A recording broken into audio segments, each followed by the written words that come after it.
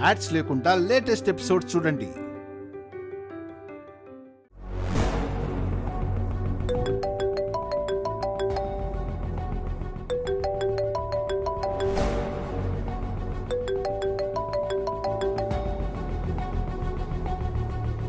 Hello రే, reports వచ్చాయా?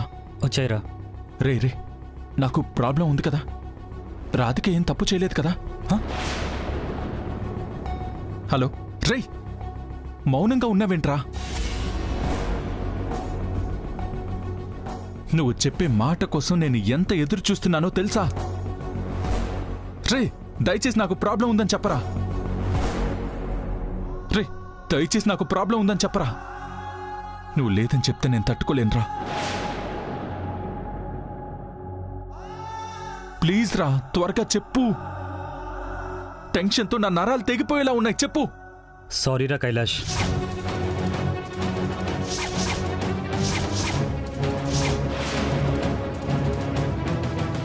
నీ భార్య నిజంగానే అబద్ధం చెప్పింది. నీకు ఏ ప్రాబ్లం లేదు. ఇందాకే రిపోర్ట్స్ వచ్చాయిరా. డాక్టర్ గారు చెక్ చేసి కన్ఫర్మ్ చేశారు.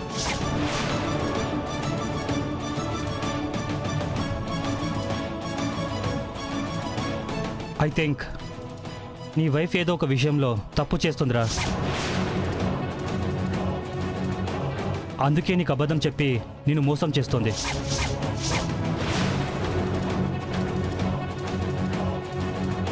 ఈ టైంలో నీకు ఈ మాట చెప్పడం నాకు ఇష్టం లేదురా. కానీ ఫ్రెండ్వి కాబట్టి నిన్ను మోసం చేయడం కరెక్ట్ కాదనిపించింది. అందుకనే చెప్పానురా. ఐఎమ్ సారీరా.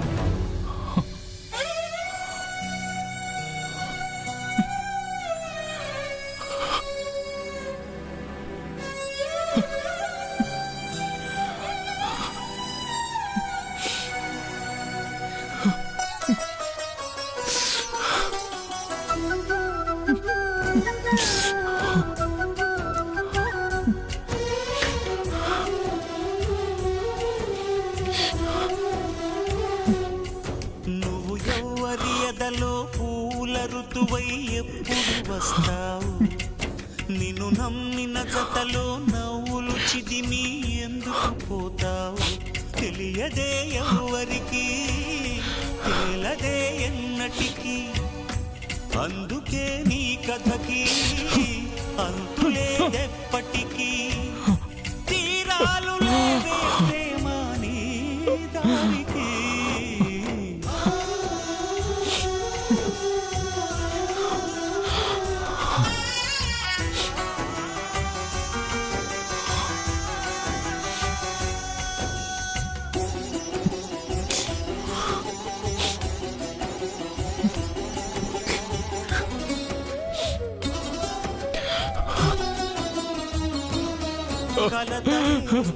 కోవెలై కొలువయే విలయం వలపులు నరకమే వరమనే విరహమా తాపమే దీపమా వేదనే వేదమా శాపమే దీవెనా నీకిదే న్యాయమా కన్నీరభిషేకమా నిరాశ నైవేద్యమా మదిలో మంటలే యాగమా ప్రణయమా యౌవరియతలో పూల ఋతువై ఎప్పుడు వస్తావు?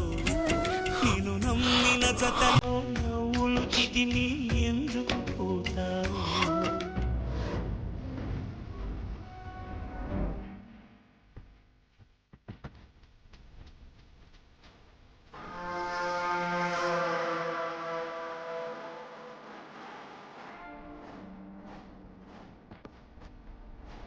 మొత్తానికి మనం అనుకున్నది జరిగిందన్నమాట. సో ఇప్పుడు కైలాష్ మనసులో రాధిక మీద డౌట్ స్టార్ట్ అయింది. కాబట్టి 100% అతను ఫస్ట్ నైట్కి ఒప్పుకోడు. అంతేకాకుండా రాధికని ఖచ్చితంగా ఈ విషయంలో నిలదీస్తాడు. రాధిక ఎలాగో సమాధానం చెప్పలేదు కాబట్టి కైలాష్ తనతో కలిసి ఉండలేక వాళ్ళ బంధం తెంచుకునేదాకా వెళ్తాడు. ఇదంతా తలుచుకుంటేనే నాకు చాలా సంతోషంగా ఉంది శ్రీనాథ్. ఇది జరగడం కోసమే నేను ఇన్నాళ్ళు ఎదురు చూస్తున్నాను. నిప్పు రాజేశాం కదా, కొంపంటుకోవడం ఖాయం. సరే, మరి ప్రియ వాళ్ళ పరిస్థితి ఏంటి? దాన్ని మాత్రం ప్రశాంతంగా ఎందుకు ఉండనిస్తాను? కాల్ చేసి దాన్ని కూడా డిస్టర్బ్ చేస్తాను చూడు.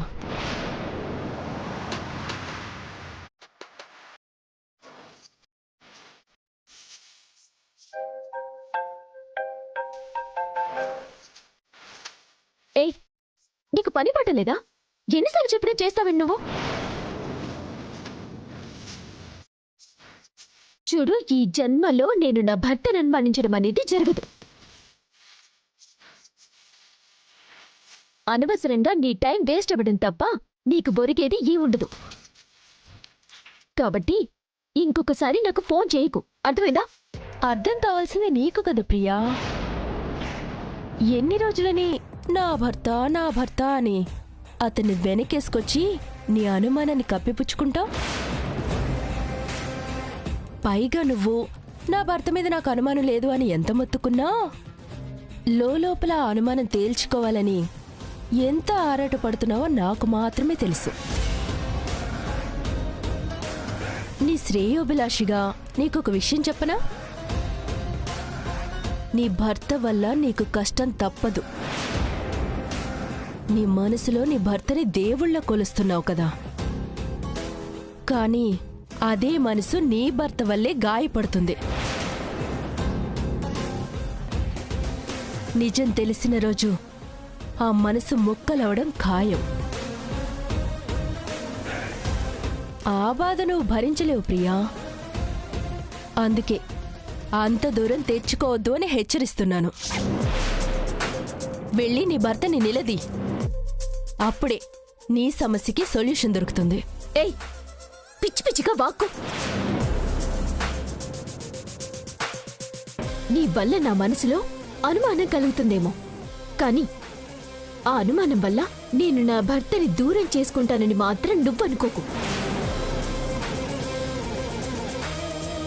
నీ అనుమానం నేను ఖచ్చితంగా తీర్చుకుంటాను, కానీ నువ్వు చెప్పినట్టు నా భర్తని నేను చచ్చినా నిలదీయను.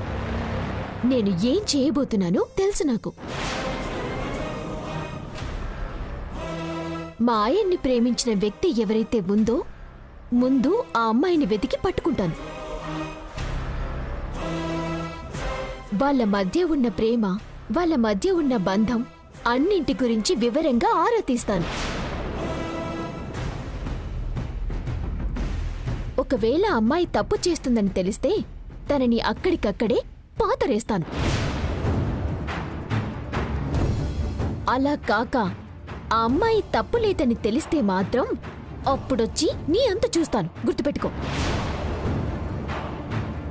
నా సమస్యని ఎలా పరిష్కరించుకోవాలో నాకు బాగా తెలుసు. ఎలాగైనా నేనే పరిష్కరించుకుంటాను. ఈ లోపు నువ్వు మళ్ళీ నాకు ఫోన్ చేస్తే మాత్రం నీ మీద పోలీస్ కంప్లైంట్ ఇచ్చైనా సరే నువ్వు ఎవరో తెలుసుకొని నీ ఆట కట్టిస్తాను. నా సంగతి సరే, నువ్వేం చెప్పావు? నీ అంతట నువ్వే ఆ అమ్మాయి ఎవరో కనుక్కుంటావా? తప్పు చేసిందంటే అక్కడే పాతేస్తావా? పిచ్చి ప్రియా, ఆ అమ్మాయి ఎవరో తెలిస్తే అక్కడే నీ గుండె ఆగిపోతుంది. నీ కన్నీ తెలిసినప్పుడు, నువ్వు నా శ్రేయోభిలాషివైనప్పుడు నాతో డైరెక్ట్గా చెప్పకుండా ఎన్ని రోజులిలా ఫోన్లు చేసి దాగుడుమూతలాడుతావు? నీకు ఏదో కావాలి. నేను నా భర్త విడిపోతేనే అది నీకు దక్కుతుందని నాకు అర్థమవుతుంది.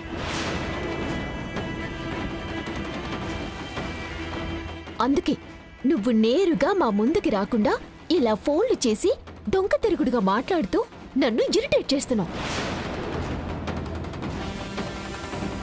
నీకు దమ్ముంటే నాకు ఎదురుగా వచ్చి ఆ అమ్మాయి ఎవరో చూపించు. లేదా నేను ఆ అమ్మాయిని వెతికి పట్టుకొని నీ అంత చూసే వరకు వెయిట్ చెయ్యి. నా అంత చూడ్డానికి ముందు నువ్వు ఉండాలి కదా ప్రియా. నిజం తెలియగానే నువ్వు గుండె పగిలి చావడమో లేక నీకు నిజం తెలిసినందుకు వాళ్ళిద్దరూ కలిసి నిన్ను చంపేయడమో ఇది మాత్రం ఖాయం. ఏయ్, ఏం మాట్లాడుతున్నావు? ఇంకొకసారి ఫోన్ చేసావంటే మామూలుగా ఉండదు నీకు. పెట్టు ఫోన్. పోలీస్ అంట, కేస్ అంట. ఆ? ప్రియా, ఎవరితో మాట్లాడుతున్నావు? అది నేను మళ్ళీ ఎవరిని తిడుతున్నావు ప్రియా? భలే వారే శ్రీవారు. మా ఫ్రెండ్ ఏదో పిచ్చి పని చేస్తే దాన్ని తిడుతున్నాను. అది కూడా తప్పేనా శ్రీవారు? అయినా నా ఫ్రెండ్ని తిట్టుకునే హక్కు కూడా నాకు లేదా? ఫ్రెండా? ఎవరా ఫ్రెండు? ఏం చేసింది తను? ఏం చేసిందంటే ఏం చెప్పమంటారు? చెప్పు. అదేదో బంగారం కొట్టులో బంగారం ధర తక్కువ ఉందని తెలిసి మనసు ఆపుకోలేక అది వెళ్ళి ఒక నెక్లెస్ తీసుకుందంట. తర్వాత అది గిల్ట్ నగని తెలిసిందంట. అది కొన్న షాప్కి తీసుకువెళ్ళి అడుగుదామని తీసుకువెళ్తే అసలు అక్కడ షాపే లేదంట. అవును శ్రీవారు, అలా చాలా మందిని మోసం చేసి ఆ షాప్ వాళ్ళు డబ్బులు తీసుకొని జెండా ఎత్తేశారంట. ఇప్పుడు అది నాకు ఫోన్ చేసి ఏం చేయాలి అని అడుగుతోంది. నన్ను ఏమని చెప్పమంటారు చెప్పండి? ఎవరైనా తక్కువ ధరకి బంగారం వస్తుంది అనగానే ముందు వెనక ఆలోచించకుండా ఆతృతపడి అలా కొనిస్తారా? నీ నోటి నుంచి వస్తున్న మాటలకి ఇందాక నీ మొహంలో కనిపించిన ఎక్స్ప్రెషన్కి అస్సలు సంబంధమే లేదు. ఏంటి ప్రియా?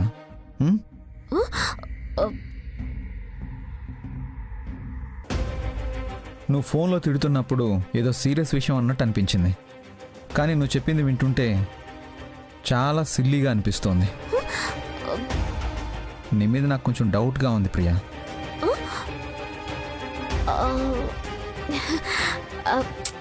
ఏంటి శ్రీవారు మీరు మరీను? మీరు మాట్లాడినప్పుడు నేను చూస్తే అనుమానించొద్దని నాకు చెప్పారు,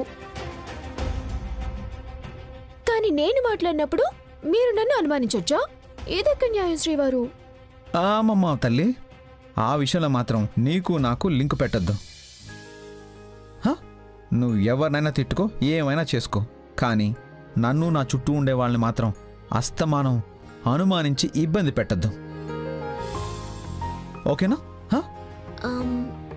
సరే, నాకు నిద్ర వస్తుంది, నేను వెళ్తాను.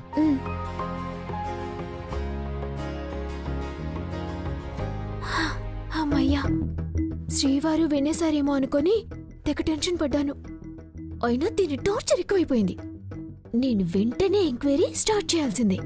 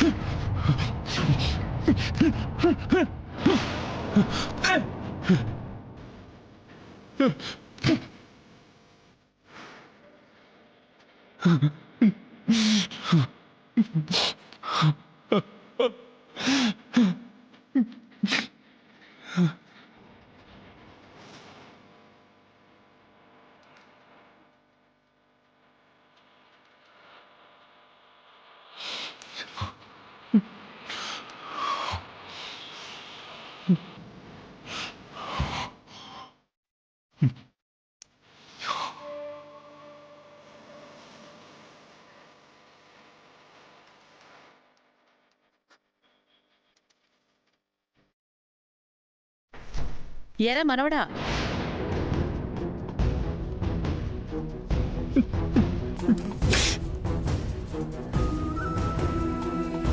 కైలాష్, ఏరా ఎందుకు వచ్చున్నావు?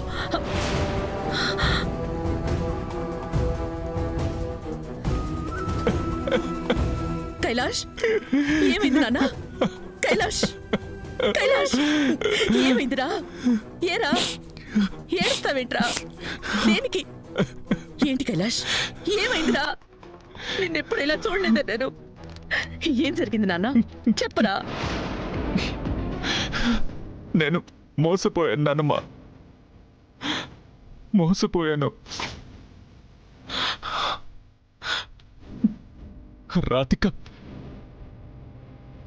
రాధిక నన్ను మోసం చేసింది నానమ్మ.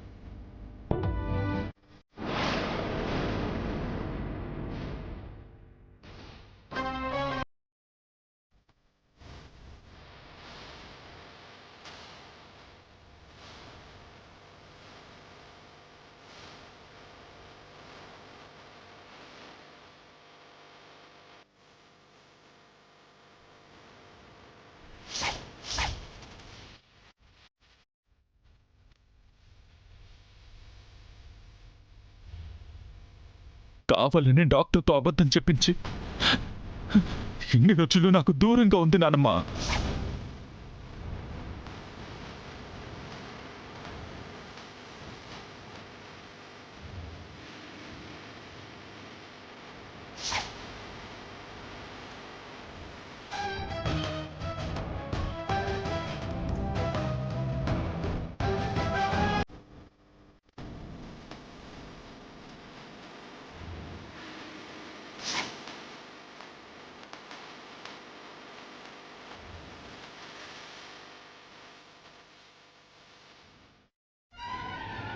రాధిక, రాధిక, ఏ రాధిక, ఏ రాధిక, రావే, బయటికి రా. అమ్మమ్మ, నాకు ముందు నుంచి నీ మీద అనుమానం.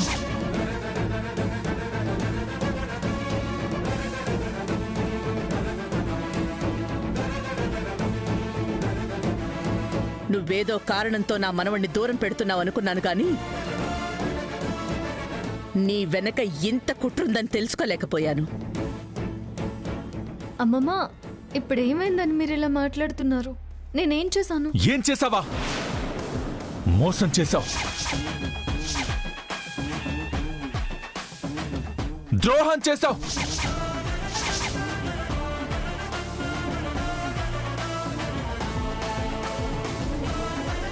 నా లైఫ్ ని స్పాయిల్ చేసావు.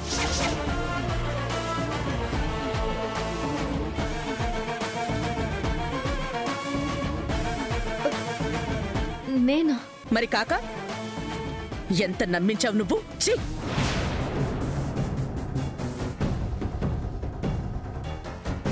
తాళి ఒకరితో కట్టించుకొని ఇంకొకరితో సంబంధం పెట్టుకోవడం ఎంత దారుణం, ఎంత నీచం. ఛీ!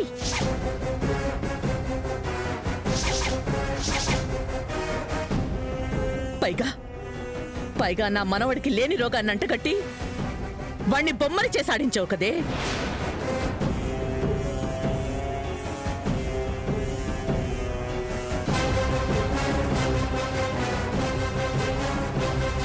అమ్మమ్మ, మీరేం మాట్లాడుతున్నారు?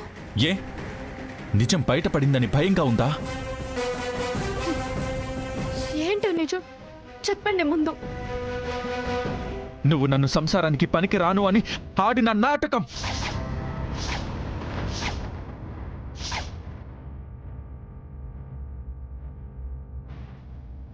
దానికోసం డాక్టర్ అయ్యుండి ఇంకో డాక్టర్కి డబ్బులిచ్చి డ్రామా ఆడించావన్న నిజం.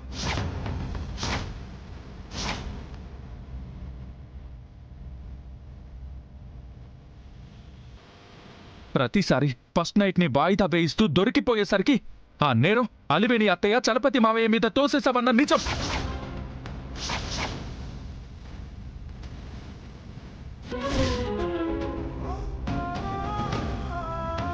అబద్ధం, అబద్ధం, అంత అబద్ధం.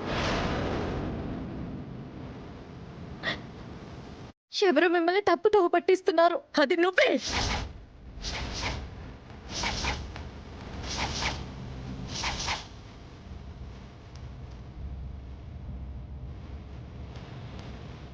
ఆహాహాహా. ఏం నటన మహానటిని మించిపోయావు నువ్వు. అమ్మమ్మా మీరు అనవసరంగా పొరపడుతున్నారు. ఇన్ని రోజులు పొరపాటు పడ్డాం, ఇంకా ఆ పొరపాటు చెయ్యం. నానమ్మా, ఫస్ట్ తన్ని వెళ్ళిపోమని చెప్పు. చెప్పు నానమ్మా. ఏమండి ఏంటండి మీరు జరిగిందంటే తెలుసుకోకుండా ఎందుకు ఇలా బిహేవ్ చేస్తున్నారు? నోర్ముయ్.